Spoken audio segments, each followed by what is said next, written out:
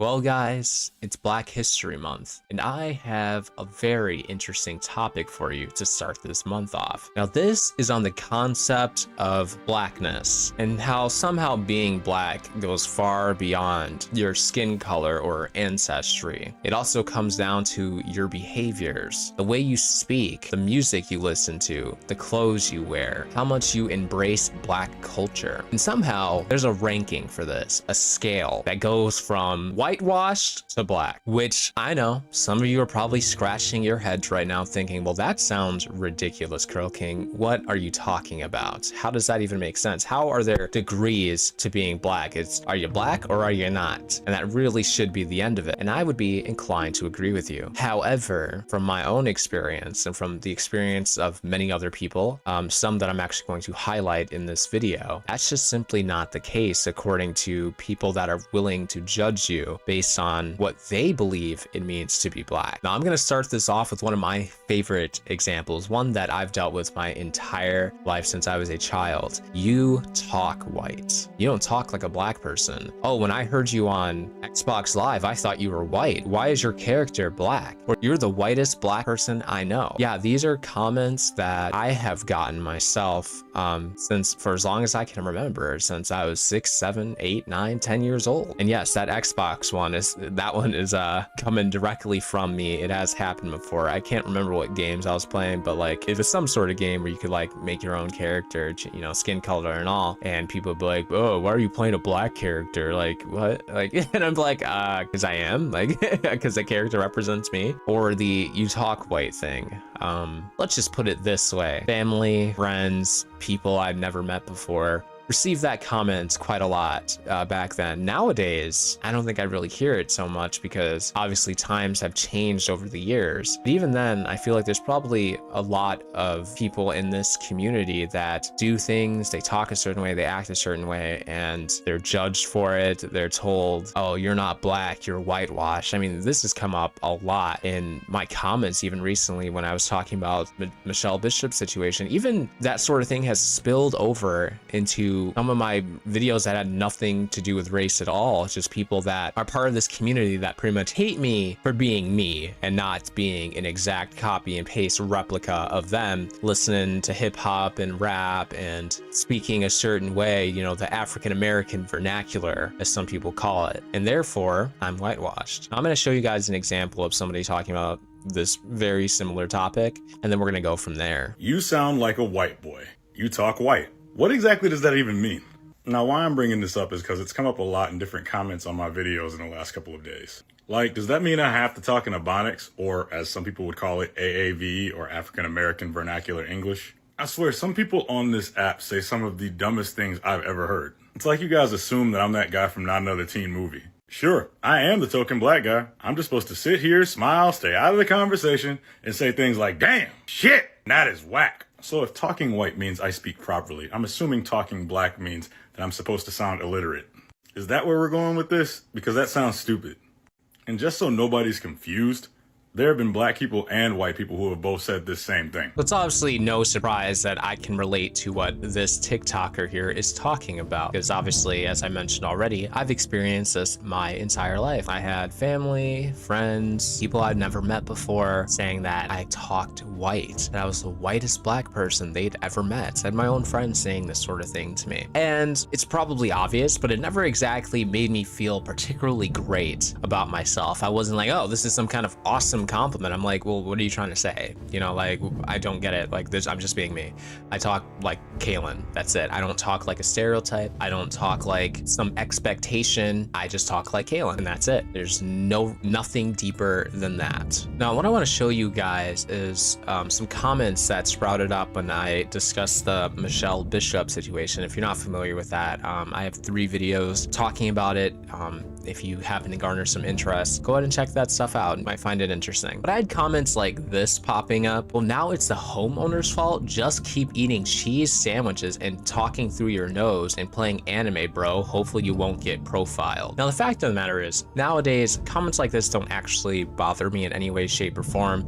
I'm using this purely as an example because it's a talking point for this video. Now, for those of you that are a little bit confused, you know, because you're not racist and never had to deal with anything like this, obviously, he's basically saying I'm whitewashed, right? You know, I'm a little black person trying to be a white person. I watch anime and I eat cheese sandwiches, which I guess is like something that people believe white people do, I guess. I don't know. Some sort of stereotype. And the crazy thing is, this, all it does is shows you how ignorant some people can be and how little they know about you, but how quickly they are to make assumptions. First off, I'm lactose intolerant and I hate cheese, so you don't see me ever eating cheese sandwiches. And secondly, while I enjoy anime to some degree, I don't even watch it really. Like, last anime I watched was Naruto, and that was like me watching it for like the second or third time, and that was months ago now. But they came to this conclusion just because I was defending someone who I genuinely believe was not racist, but was accused and having their life ruined because people thought that she was racist. Again, like I said, if you guys want to go watch those videos, you're welcome to do so. And then there was this, you know, there's a lot of these comments, but there's another one that came to my attention I thought I'd share. Is your wife white? I noticed black men raised in the suburbs can't relate or pick up on the signal of certain prejudice at all. Now, again, this is another ridiculous assumption based off of just how I present myself and how I address the topic in that video, when in reality,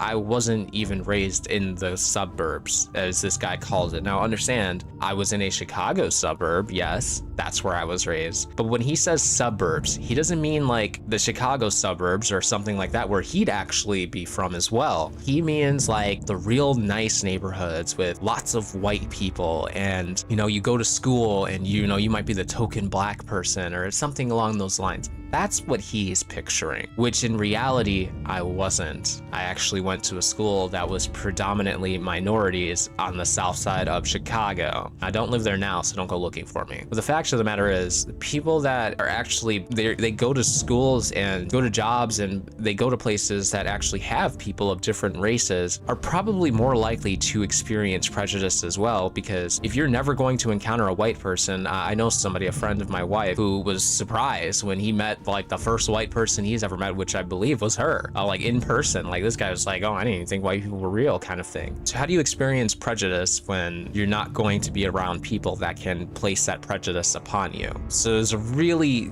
unlikely dumb comment to make. And the fact of the matter is, I have experienced prejudice and a decent amount of racial profiling. I have just one example from when I was in college. I was at a gas station, and there was a person working there that literally followed me around the gas station. I was only in there for like a minute or 2 minutes. Not like I was loitering or anything like that. I was in there for like a minute or 2 minutes trying to figure out what goddamn candy I wanted. And if you guys don't believe me, I like candy. Gas stations have candy, and I love Gatorade as well. I'd show you an empty Gatorade bottle, but surprisingly I don't actually have one on me at the moment. They followed me around the place and told me straight up to my face, oh, just making sure you're not stealing anything. Like, what the fuck is that? Like, seriously, you know? And that's only one example. I've had other examples as well, other things I've experienced. Going to the college that I went to was predominantly white, in a very nice neighborhood, a lot of wealthy white people.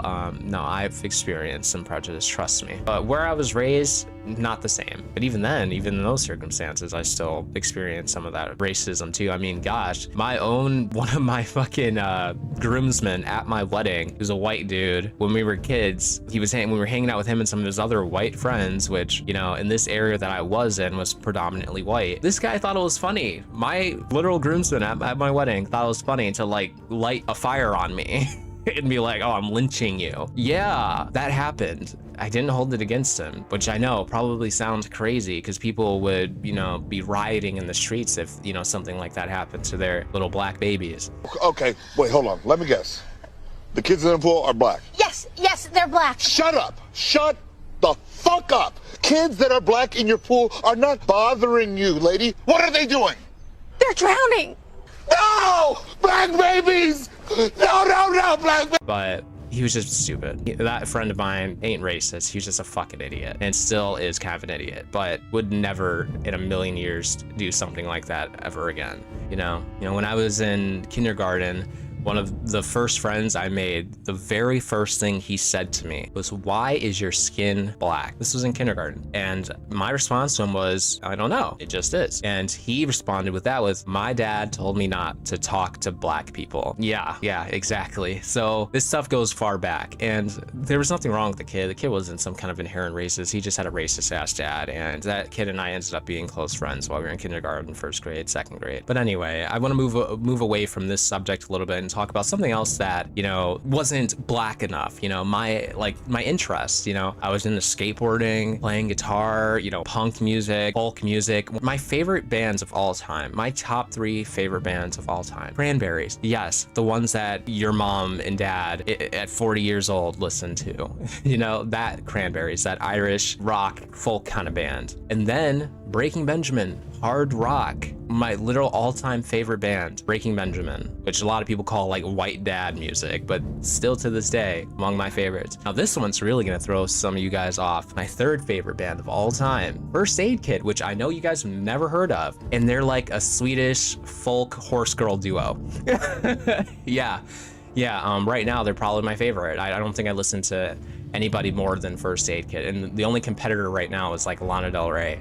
The point is, no, I wasn't listening to Kendrick Lamar. I wasn't listening to Drake. I wasn't listening to Lil Wayne. I wasn't listening to Remy Boys, really. Like, some of these songs from these artists and stuff would pop up on my playlists and stuff here and there. But like, my go-to was my rock, my indie, and my folk. And even sometimes I listened to country. Like, I liked what I liked. And the thing is, I wasn't allowed to like what I liked. You know, I had to hide that, you know, from like my family and stuff. You know, I couldn't be like, oh yeah, I'm listening to First Aid Kit, you know, horse girl music. You know, I would get looked at like I was fucking crazy, you know? And so for the longest time, not until the last, you know, probably like 5 or 6 years, did I feel more comfortable with my own interests and not these expectations of somebody that is black. I think it's crazy that I thought that I couldn't play guitar because I wasn't white. I thought that I couldn't be a part of like a rock band, a punk band, because I wasn't white. You know, I was like, oh, I can only play bass. If I'm gonna be a part of these groups, I can only play bass. You know, I literally thought that because of like the expectations as a black person that were placed upon me by the people around me.